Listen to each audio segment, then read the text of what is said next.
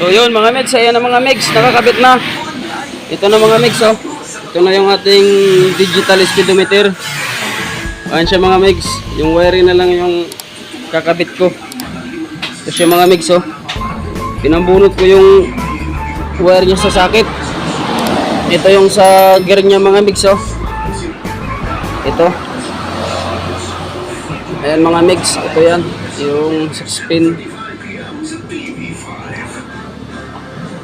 Ito mga mix, oh, yung sa 6 pin.